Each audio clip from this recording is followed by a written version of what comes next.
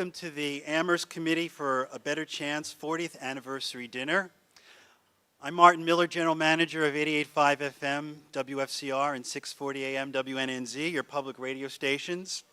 And we're proud to support Amherst ABC and to be a part of the celebration of diversity in the Amherst schools and community, and what has turned out, I'm sure, to be a wonderful reunion for many of you this evening. And on a personal note, I'm very proud to have been asked to do this and to have my family been able to contribute in a small way through the foliage walks and other things over the years. So thank you for asking me. I'd like to introduce a man whose unflagging devotion to the ABC Scholars over the past 2 decades as president of the board, then board member, and finally again as the current board president, both in good times and in challenging times, and I'm sure we can identify this as a challenging time, is an inspiration to us all. As an admissions officer at Amherst College and a former ABC scholar himself, Michael Hawkins has given of himself toward the development of people of color as much as anyone in this room. Michael?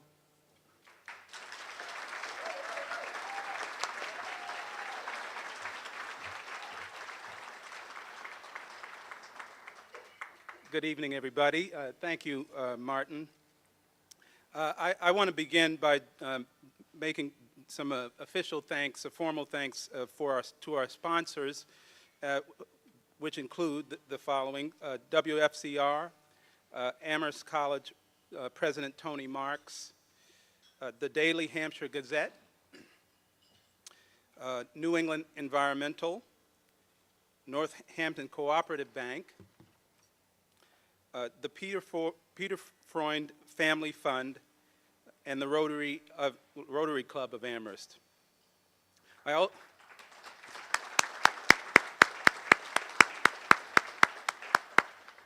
This is a tremendous showing. People from all corners of the community and from around the country.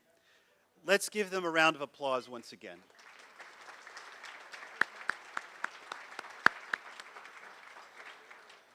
Now, there is another important group. We have in the audience one person representing an organization crucial to the success of ABC in Amherst. We are honored to have the president of the ABC National Organization, Sandra Timmons, joining us tonight. Sandra, would you please come forward and say a few words?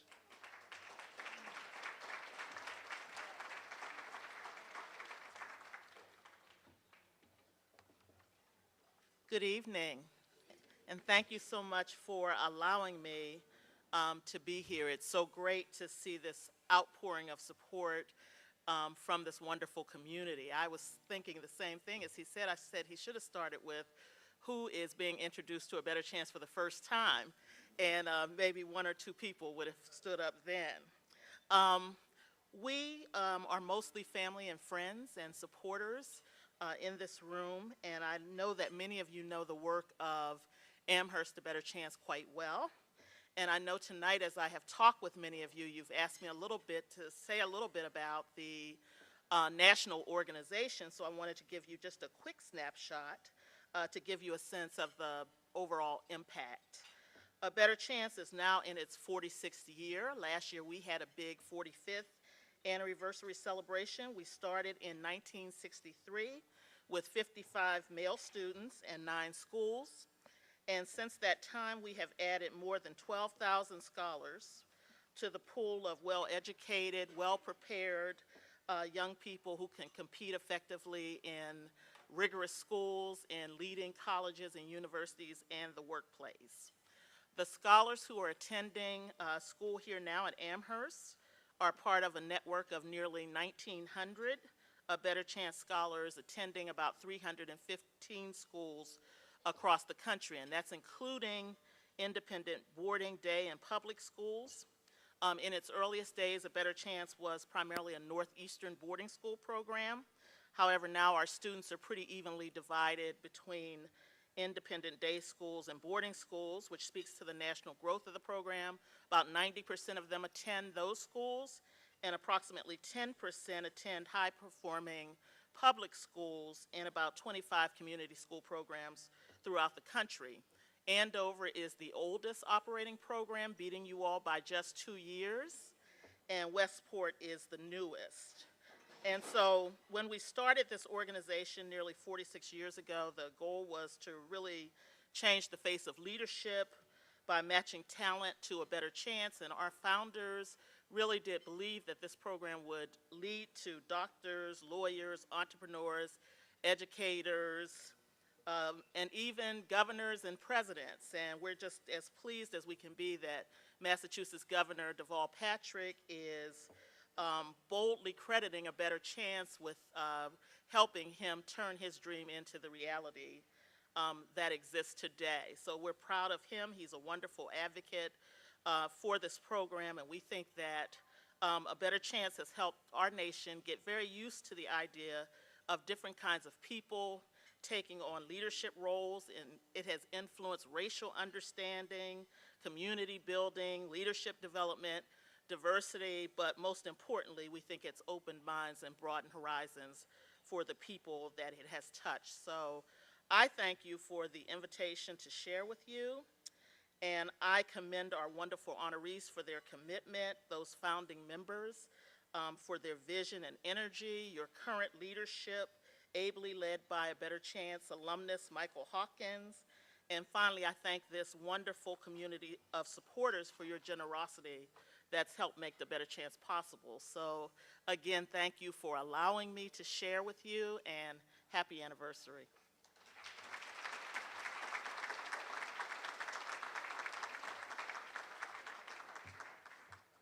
Thank you, Sandra. I'd also like to thank our hosts for this evening, Chancellor Robert Holub, and ask him to say a few words. In his first year since arriving here from Kentucky, I think the Chancellor probably knows. I meant to say Tennessee, which is near Kentucky. Okay. Well, anyway, I think the Chancellor knows in his first year what it's like to serve in times of both good and challenging, that are both good and challenging. Chancellor Holub. Thanks so much. Thank you. Good evening, everyone. I'm really delighted to be here, and I'd like to welcome you all here to the Marriott Center at the UMass Amherst campus on behalf of the students and the faculty and the staff of this great university. Tonight we're celebrating the 40th year of A Better Chance in the town of Amherst. This program has been described as one of the jewels in our community, and like any true value gem, Amherst ABC has many facets that glint and create light. The most prominent facet, the part that always faces outward and immediately catches the eye, is the cadre of past and present Amherst ABC scholars.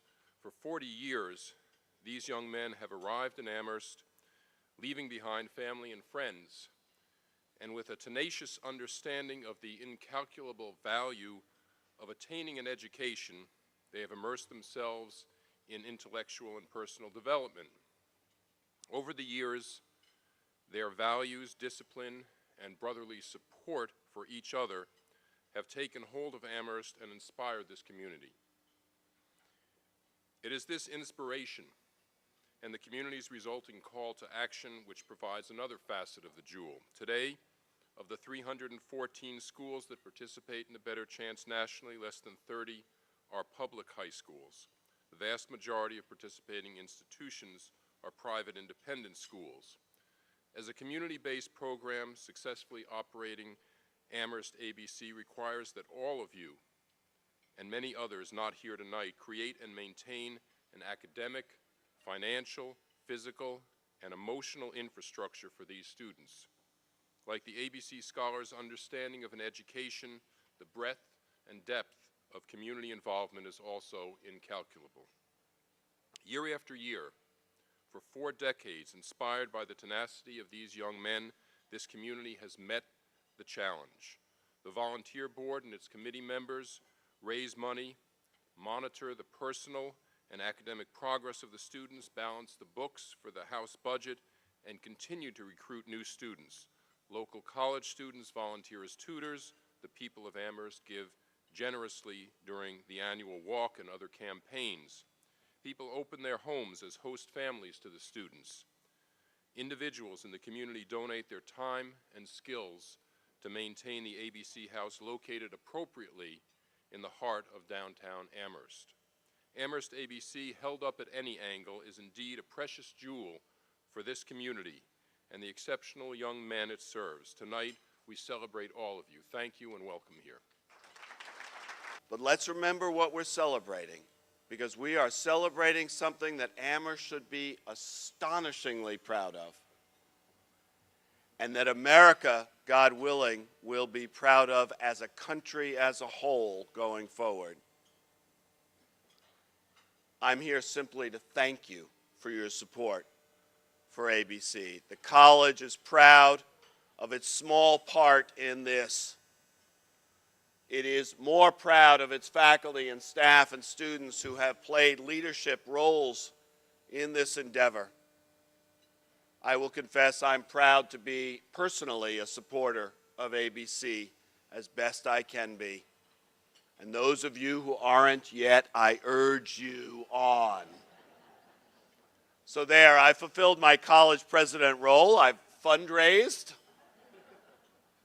But seriously, this is a great evening of celebration of an amazing institution of which we should all be incredibly proud and not waver for a moment in our dedication to keeping it strong. Because in the end, the future, our future, will depend on the likes of this. Thank you.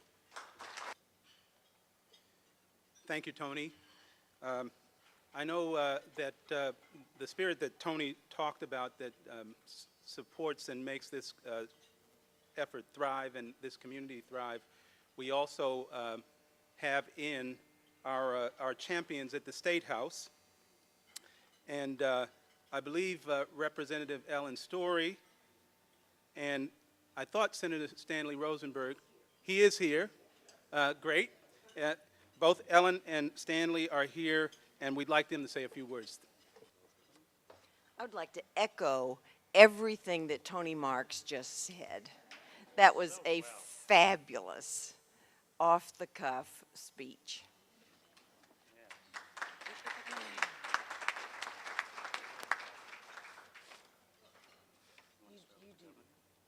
I tried as hard as I could to get Deval Patrick to be here tonight, starting a year and a half ago when I knew this was going to happen, but I failed.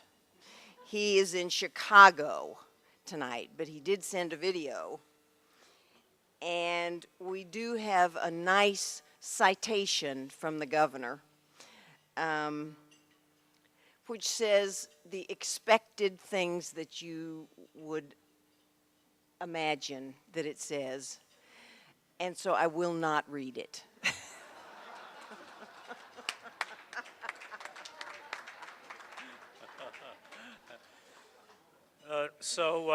I don't want Ellen to take the full blame for the governor not being here. We did, so many of us, try to arrange that to happen. So it's not Ellen's fault that the governor's not here, and so I will take my share of that blame as well. And I just want to say before we present official proclamation from the legislature that to my way of thinking, this celebration and the ABC House is Amherst not just talking the talk, but walking the walk. This community has extraordinarily high expectations of itself, has very, very high values and high standards, and strives very hard to create an inclusive community and a community that acts on its values.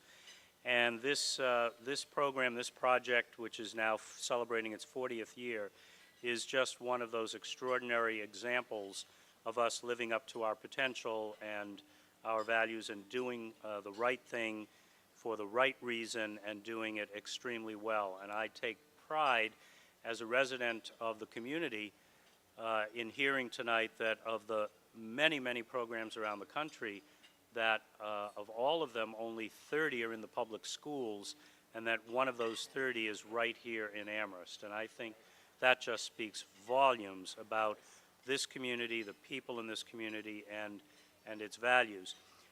Also want to say just a quick word of congratulations to the three honorees. You have each distinguished yourselves in many, many ways, and we know you from your work in other circumstances, but it's really wonderful to see your work for this organization and your accomplishments in relation to this organization also celebrated. So with that, I will say that Ellen and I have brought official resolutions from the Massachusetts legislature. And there are two things I think to note about it. The first is that unlike a citation, resolutions are formally voted in the legislature, and there is a permanent record in the Journal of the House and the Senate for all time and all people to see forever that this recognition was provided by the legislature, and that on the aforementioned date, which was April 14th, I think. I don't have my reading glasses, but one day in April, we actually presented these resolutions, and they were voted by the legislature, and there is now a permanent record, and people who research will be able to come back and see that. And there are a lot of whereases in very small print, and Ellen and I have chosen not to read them. There are 9 whereases, each one, and each of them catalogs a significant accomplishment of this program in this community. And so we present it to you with congratulations and best wishes for continued success in this effort. And we certainly will do whatever we can to continue to try to support your efforts to provide an extraordinary educational opportunity for these worthy students and scholars who each will make their mark in the world. Thank you.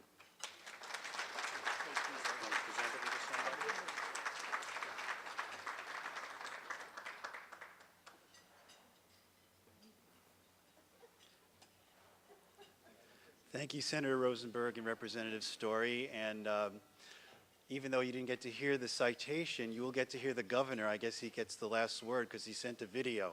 So that should happen now, somehow. But I'm a radio guy, so I don't take responsibility. Oh, here it comes. Hi, this is Governor Deval Patrick. I'm so sorry I can't join you in person this evening to celebrate the Amherst Committee for a Better Chance, your 40th anniversary. Wow. As many of you know, ABC brought me from overcrowded, underfunded, broken public schools to Milton Academy. It opened up the world to me. It was the transformative gift of my life, and I am grateful every day for the opportunity that the ABC program gave me. I know that everyone gathered here tonight is united in the common cause of expanding access to the incredible power of education. It requires patience, determination, and an unyielding faith that education is the best tool we have to conquer injustice, intolerance, ignorance, and poverty. It is worthwhile work. And in these times, when we need to draw on our collective strength to meet extraordinary challenges, we remember how interconnected we are, how we rise and fall together. Through the work of ABC and other organizations that promote expanding education, we will ensure that today's troubles don't rob tomorrow's leaders of their opportunities at a better life. I want to acknowledge the honorees tonight for their extraordinary work. Frank Anderson, Terry Medley, and Phyllis Lehrer have all made lasting impressions on the ABC program, and I congratulate you all. I also want to thank my colleagues in government for their leadership, including Congressman John Olver, Senator Stanley Rosenberg, and Representative Ellen Story. I am humbled to be an honorary chairman with you this evening, and I thank you for your continued hard work on behalf of the A Better Chance program. Congratulations, and keep up the great work.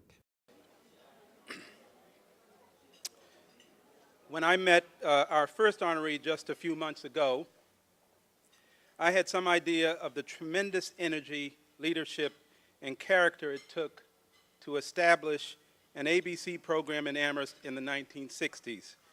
But I soon found out the jaw-dropping details as he told his stories, which you can read, by the way, at our website. Frank Anderson retired from a remarkable career as a salesman for Mass Mutual. When he was 40, he co-founded Amherst ABC, the concept for which originated while he was the chair of the outreach committee for the First Congregational Church here in town. Frank served as a president of the Amherst ABC board for 5 of its first 8 years. His service to the community has gone well beyond ABC since then, and you can read more about that in our program booklet that you all received this evening. Most recently, he has been very active with the Red Cross in the Pioneer Valley. Frank, would you come up and say a few words, please?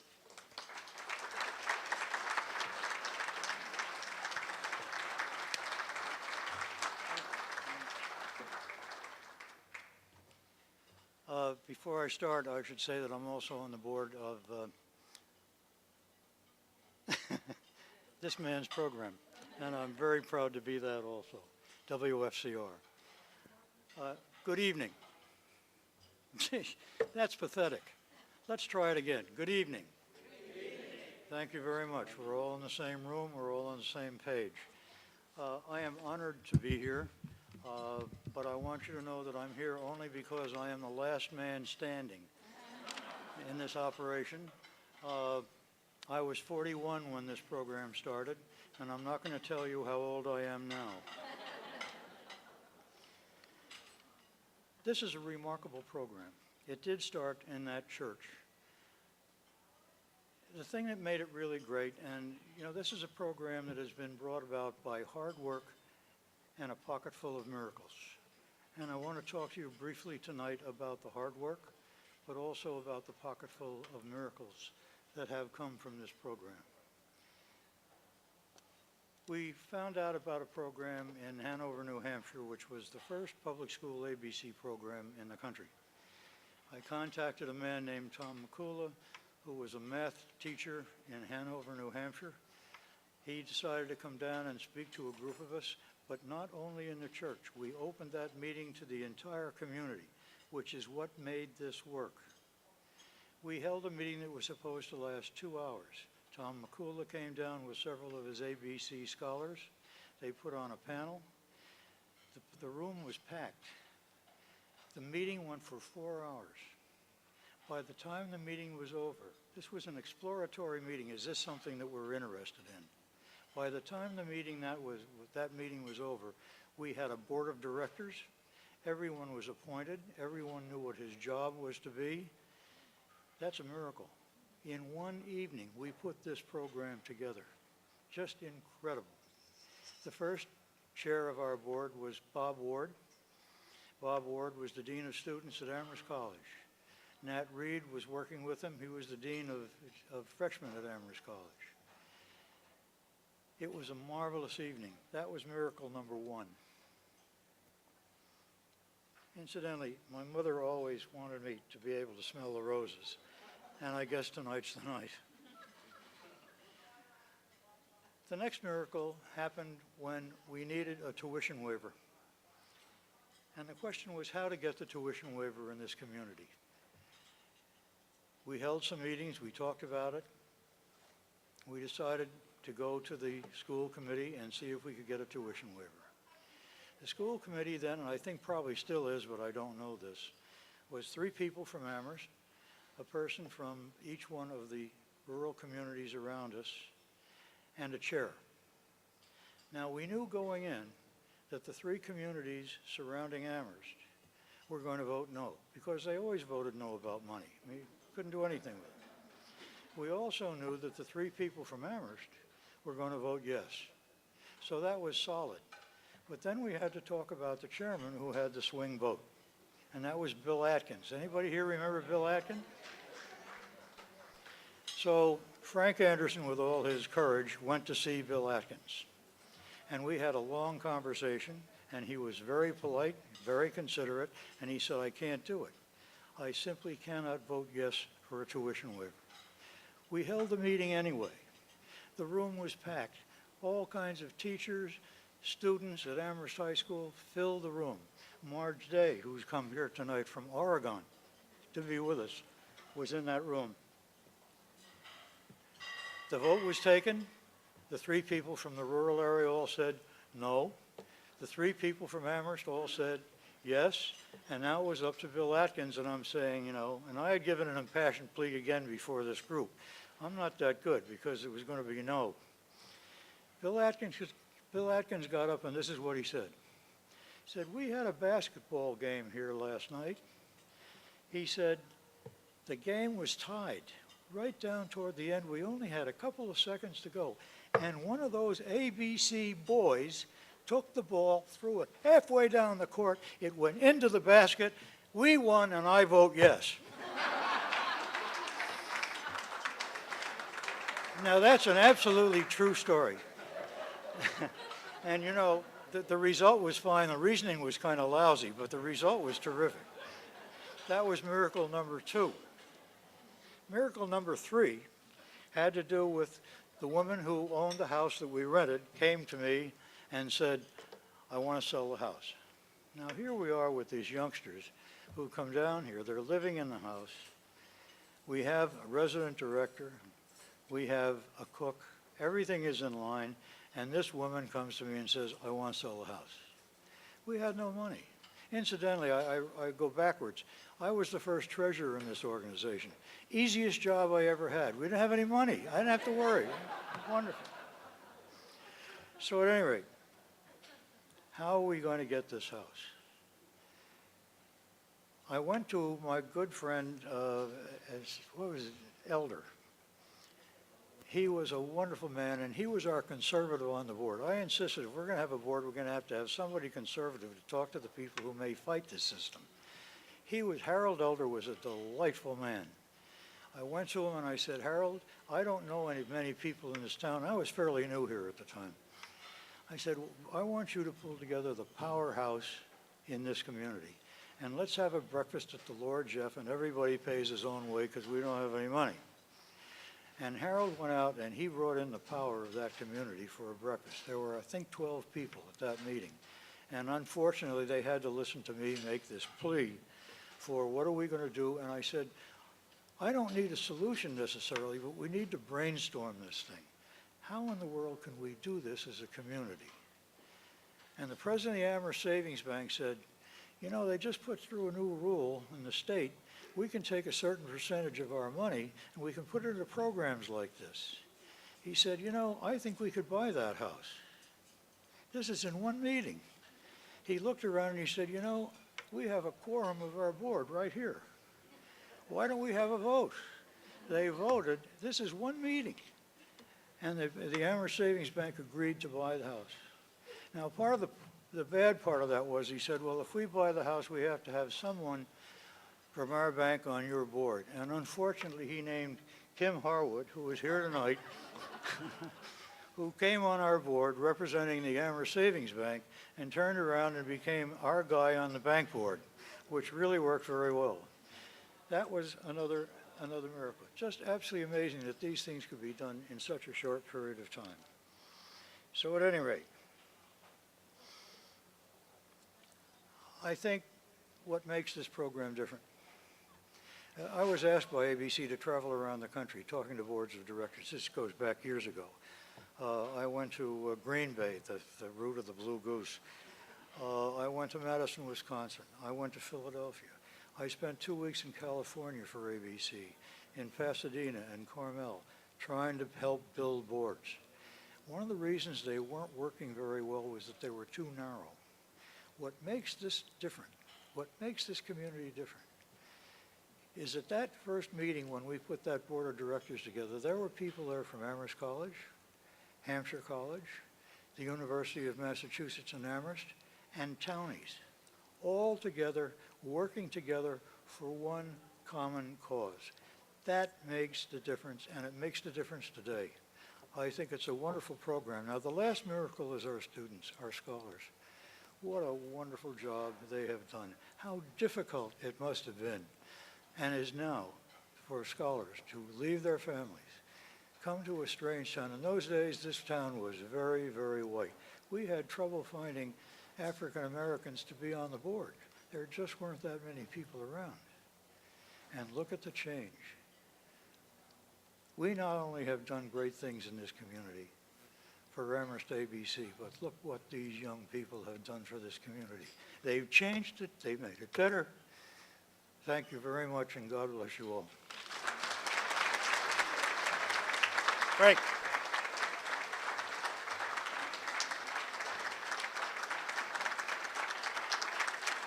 Thank you.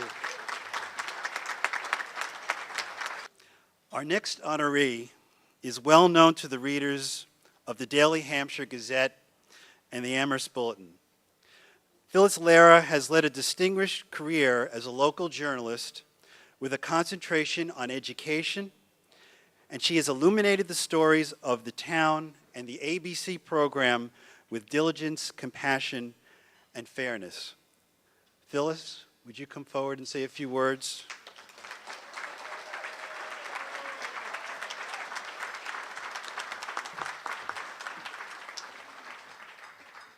Thank you, everybody. This is quite unexpected and appreciated.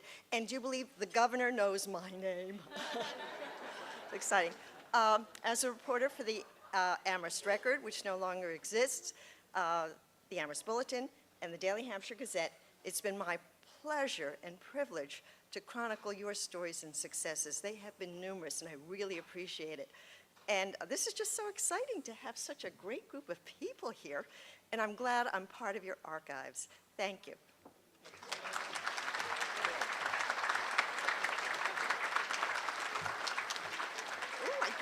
Isn't that beautiful? She didn't know she actually gets a real memento award. Here we go. Presented to Phyllis Lara on the 40th anniversary of the Amherst Committee for a Better Chance in recognition of a distinguished career reporting the stories of Amherst. Thank you so Thanks, much. ma'am. Love it.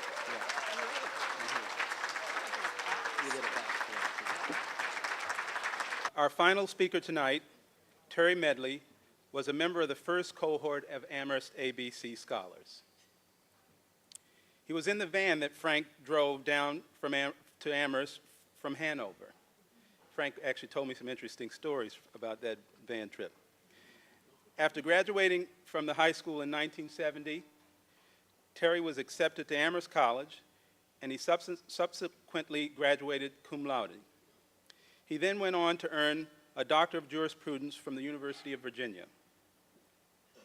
which is not as close to Tennessee.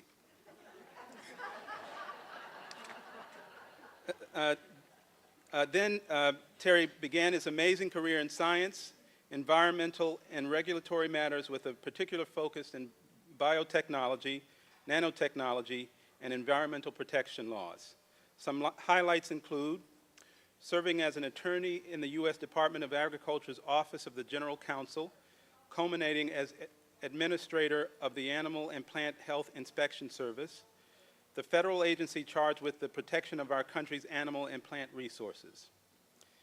Being conferred by then President Clinton the rank of Distinguished Executive in the U.S. Senate Executive Service in 1997, and finally, then giving up his top secret clearance to enter the private sector at DuPont, where he is now Global Director, Corporate Regulatory Affairs. Terry is recognized internationally as an expert on biotechnology, nanotechnology, and environmental regulatory matters. Terry, would you honor us with a few words of wisdom for our current scholars?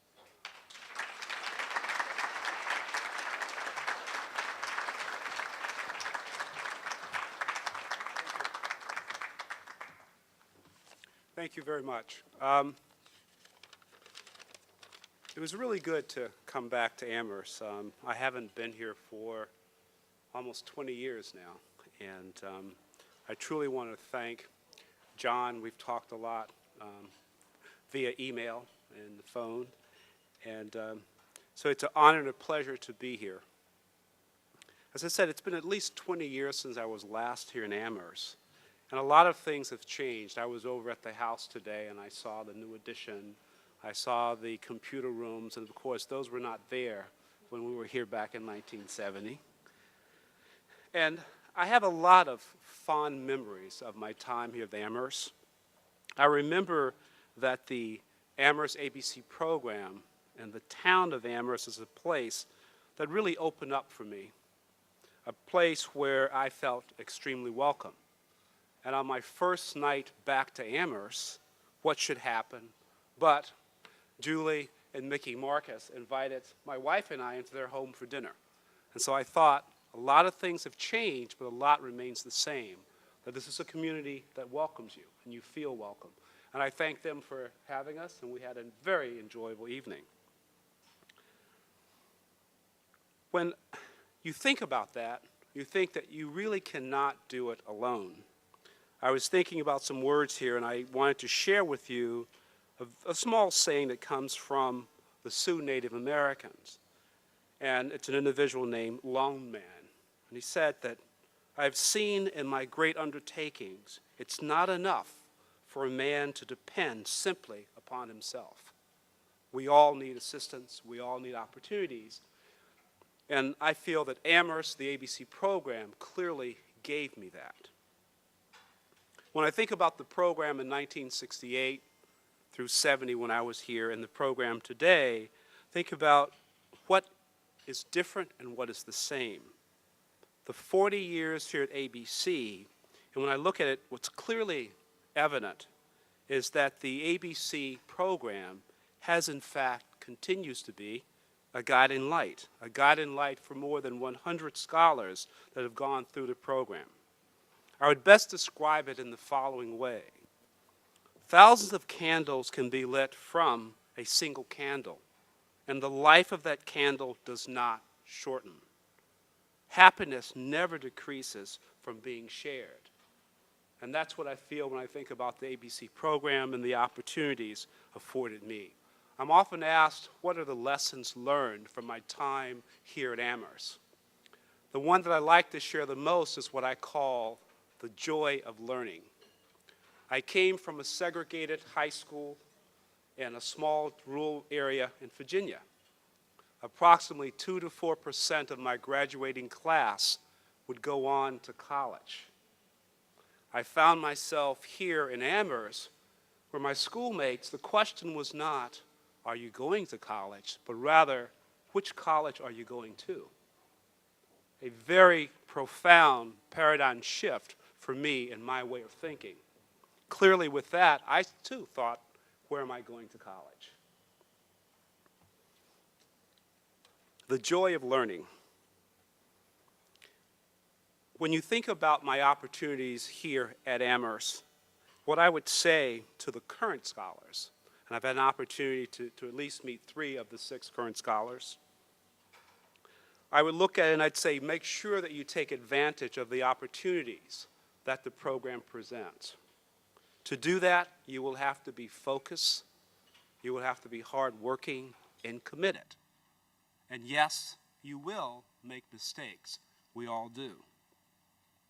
Thinking about making mistakes, thinking about the opportunities and what's in front of you, never feel discouraged. Always feel that you can accomplish what you set your eyes on as a goal or an objective. Eleanor Roosevelt said that no one can make you feel inferior without your consent. What I would say to my fellow ABC alumni, and I'm glad that I was able to see 2 of my brothers from our program, Michael Weeks and Herman Wilkinson, what I would say is there, the legislator and the orator, Barbara Jordan said, when do any of us ever do enough? So with that, I commit, and I hope that you commit, and all the ABC alumni commit, to talking with the current scholars, to welcoming those that have graduated into various networks, and to committing to do whatever we can to ensure the continued vitality and robustness of the ABC program. Lastly, speaking to the town, my heartfelt thanks, the appreciation, because the ABC program truly was not just a better chance, but it was a way to a better life. Frank talked about the way in which the program came to be. All of you that are serving on the boards, all of you that are contributing, all of you that your efforts really make this program what it is today. What I would ask you to do is to continue in those efforts, going back to my analogy of the candle, continue to be that candle, or if you prefer, the lighthouse, guiding the way for a future generation of scholars that will continue to contribute not only to this community, but to our global village. Again, thank you so much, and it's really a pleasure to be back here.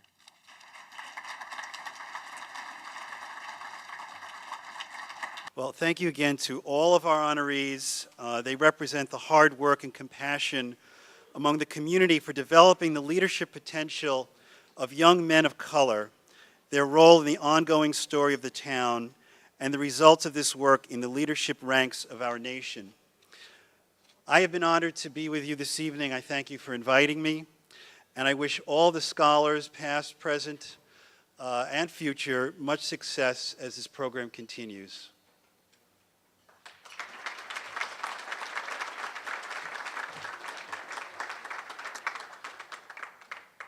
We've been able to stay on track pretty much because Irv and John gave me a script and they told me that I was supposed to stick to it. And at our last meeting of the committee, I told them I would unless I got the Holy Spirit. And the Holy Spirit tells me that rather than closing right now, I'm going to take we're going to use the next 10 minutes to allow some of you to speak, to say a few words. Now, remember that because I'm standing here, I'm in charge, which means you can't talk more than a minute if you want to talk, and that means there are only 10 people because we only got 10 minutes. So I want to invite alumni, members of the board, anyone, if you want to take 30 seconds just to say something about your connection to the program.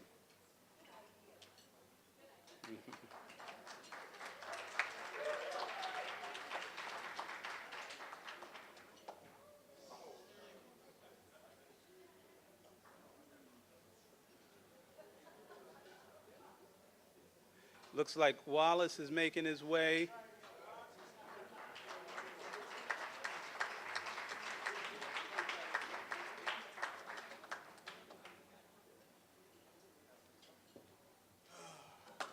How much time you got, Wallace?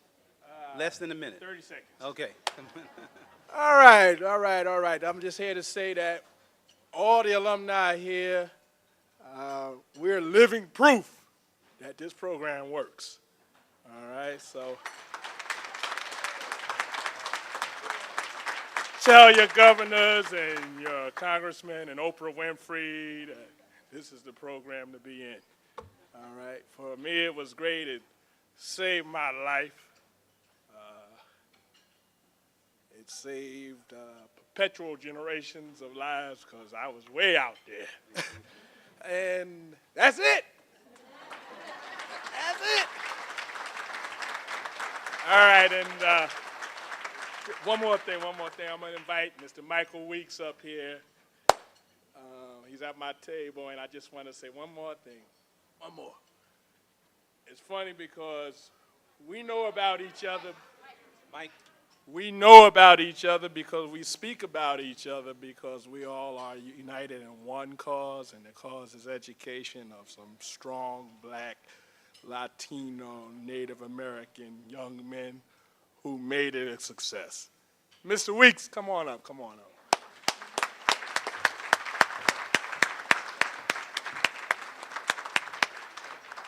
Just make sure you're speaking tonight. Yeah, sure. Good evening, folks. I didn't think I was going to be rising up here today, but Mr.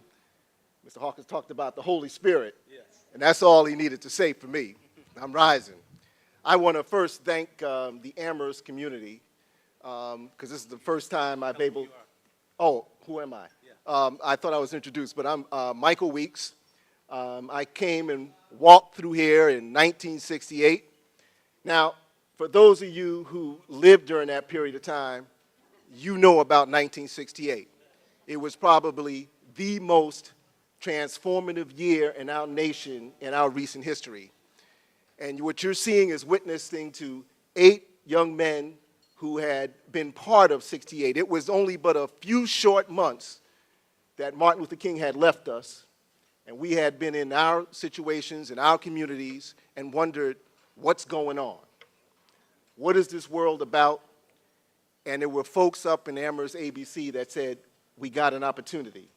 And I want to thank y'all for that, because that not only was transformative for this nation, was transformative for our lives. And there is no better example of what this program has done for many folks than what we see in Terry L. Medley. You know, Dr. King said, you know, the true evidence of education is intelligence plus character. And no one in my mind did that for more of us while we walked in 1968. And I was there for 2 years with Terry Medley. Then Terry Medley, who was, we call the monster back. For those of you who know, he was a tremendous football player. Not only did he get good grades, but he was a sportsman. He was an all-around guy. I know I'm running over my 30 seconds, so I'm sorry about that. But it gives me a chance to sing praise to a young man that I haven't seen in a long, you know I'm saying young, and I'm younger than you, so you know what that means, for a long, long time. So I want to thank y'all for honoring Terry today, and thank you for continuing to do the work that helping the lives of many, many young men, some who are going to be coming up here today, who are here, that are part of that. The Brooks are here. My fellow 68er, Herman Wilkinson, is here, and the other 7 of us, one of us didn't make it, but I want you to know that it was because of you that we were able to move out of a situation that looked grim and challenging in 68 and find our way as a way that we can give back to our lives and give back to community. So thank you, Amherst ABC, and once again, congratulations, Terry. You deserve it, brother. Thank you.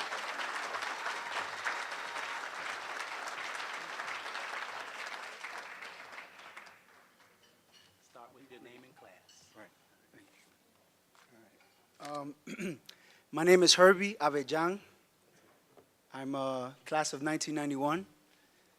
It's a pretty long time ago.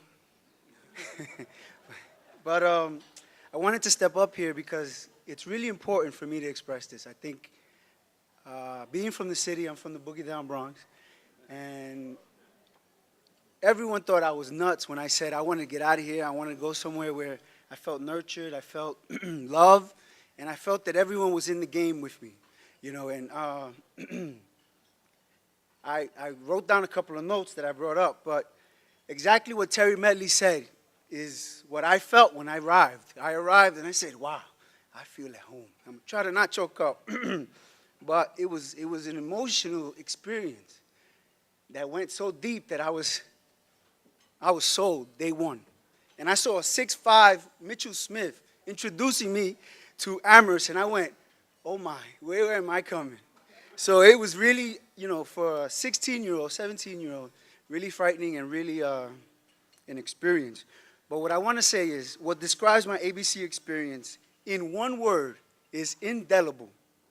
My life lessons have come from here and cannot be removed nor washed away.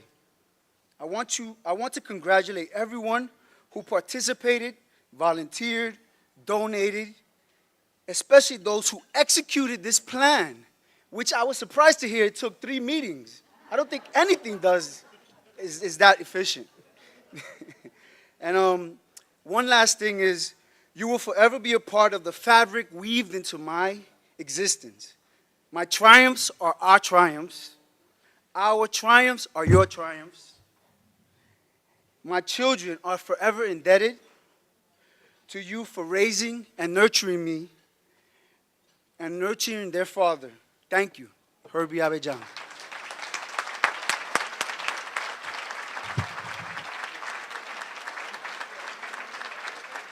Speaking to this from Just my, okay.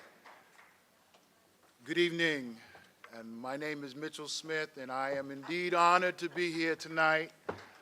I see many of my friends and colleagues and folks that have been a part of this program for many years, and I want to personally thank you, as Herbie came up a moment ago and said that.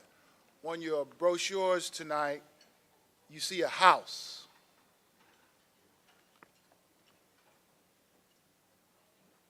this is more than a house. This is truly a home. And for a little over a decade, my wife and I dedicated our lives to making sure that this was a home for those young men that came to Amherst, Massachusetts, that dared to step up, that dared to take a chance, a better chance. And I honor them tonight. We have a little over a third on our watch that graduated and stay in touch with me. Several are living out in California with me now and in their professions. And I look around this room and I think about what our great President Obama has said recently when he put into action the Service Act. We've been doing it here a while now. And it takes a village to raise all of these young men. And we collectively are that village. I thank you. God bless you. Good evening. My name is Sanford Livingston, class of '83. And I'll be brief, but I just want to make sure this is about gratitude. There's some folks out here. First of all, thank you for putting this together. Thank you for putting this together. I mean, these are my brothers out here. I haven't seen Wallace in years. I haven't seen David Green since 1983. You know, I mean, but we meet each other, and that feeling comes back, and that passion about how we care for each other, and what we learned here in this town. I want to thank the folks in this town for opening your arms, and you know, the young folks that we went to school with. We had our challenges, but we loved each other, and we took care of each other. I took a lot of those lessons on to on to college, where you know, I had a great time, and I'm still having a great time with life. Michael, thank you for what you're doing. You know, and Frank, you could have been doing a whole bunch of stuff in '68. You didn't have to start an ABC program. There's a whole bunch of stuff going on in '68. I appreciate you, you know, getting together and having those meetings and doing those things because, you know, I was only 4 years old, but I was coming down the pike. I came on down the pike. You know, and I thank you for that. Terry, I'm glad you didn't mess it up, bro, because, you know, you could have came up here and said, you know, I'm going to turn this mother out. But you ran on the ball, you took the ball, you used the ball for what it needed to be, you used the books for what it needed to be. And you left some time for us to have our thing. And so this thing is real because what it did, it infused cultures together and showed you that, you know, these assumptions we make about each other aren't necessarily true. You know, it doesn't matter where you come from. You know, it's where you're at and caring about people. And this town has done that. This town is like the heart of love. And I'm telling you, for the folks that are here, I just want to thank you.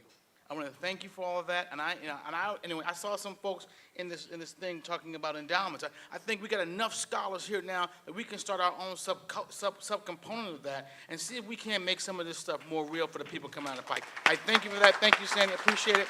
I'll talk to you guys later. Thanks.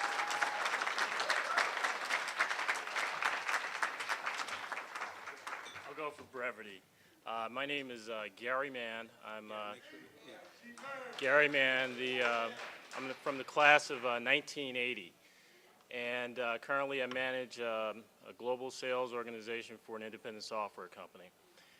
First of all, I've never heard the story, Mr. Anderson, that you just gave. I'm touched, and I'd like to thank you and the community of Amherst for having the courage to give young men the opportunity to succeed. I think what you have done, what this community has done, what you have allowed me to do through Amherst ABC has touched a lot of people. I'd just like to say thank you.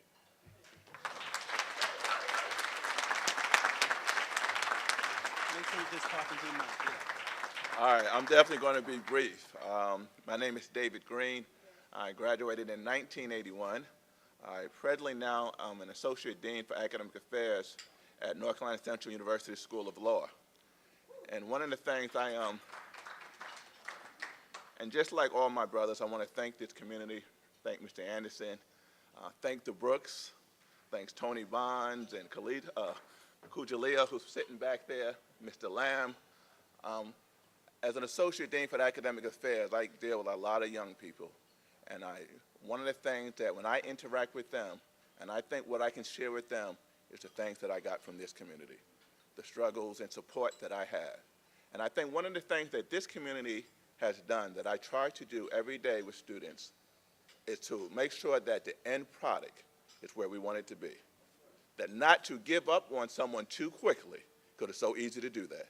It's so easy to say, oh, they can't do it, they struggle. We all struggled when we started, but we all succeeded. And that's one thing that I always try to remember, that it's the end product that we're going to. That never give up on a young person. If you believe in them, they will start to believe in themselves.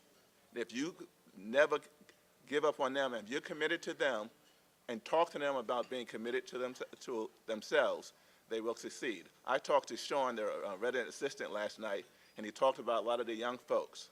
And as he talked about things that happened within this last year, I remember those exact same things happened in 1978, 1979, 1980. There's no doubt that Terry and Mike would say that happened in 1968.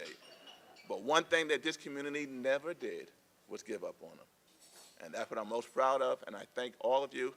And I didn't think I'd get emotional until I saw Stanford. Because I remember when Stanford came as a young freshman, falling on the floor laughing, because Stanford was laughing then, and it's laughing now. And I have been blessed to hear that laughter, and I've been blessed to be part of this community. And I thank everyone here this evening.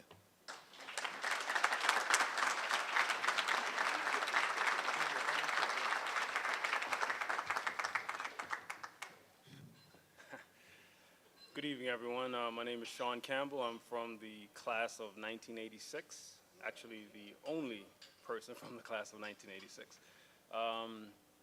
I'd first of all like to say, well, I work as an IT manager. I work for a data forensics firm in New York City. I'd just like to say thanks to the community of Amherst, to the ABC board, host families, all who have supported this program. I would like to say thanks to Mitch. I can't say enough for the impact that you've had on my life. You know, the influence you've had, the things that you've taught me, that I've learned from watching you, from listening to you. I mean, you were like a father to me, and I truly, truly appreciate everything that you've done. I'm grateful to the program overall for providing someone like you to us. It feels great being here, seeing my fellow ABC brothers who I haven't seen in eons, some of you. I hope that, you know, we can get to see each other more often, not necessarily at, you know, galas and, you know, scheduled events like this. I'm just truly grateful. I want to say thank you, and God bless. Thank you.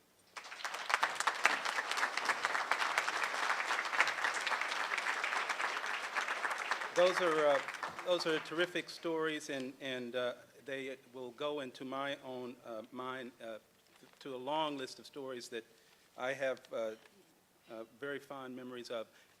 So I just have a couple of quick notices. One is, there are a lot more people here who might have had something to say. I think there's some Facebook thing we've got going. I just want us to record the stories that didn't get told tonight. So if someone has a way to make sure that the other ABC alumni and the supporters here can record their stories for this day, please help us figure out how to do that. Maybe Facebook or some place is a way to do it. I also just want to say quickly, it just comes to my mind that because they're all a bunch of good-looking, smart, successful men here, it's easy to forget that behind all of us are wives and sisters and mothers and grandmothers, and so I want to just, and I could go through a whole list of names for that, but you know who you are. I want to say a very, very big and sincere thank you to our current resident directors, Errol and Carol Bailey, for the amazing work that they're trying to do to keep holding these guys. Carol and Errol, would you stand up so people can see who you are, please?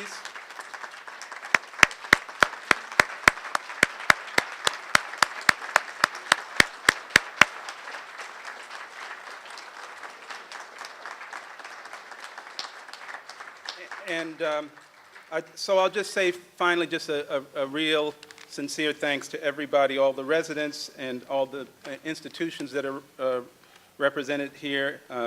that in Amherst that make this all happen, and here's to the next 40 years.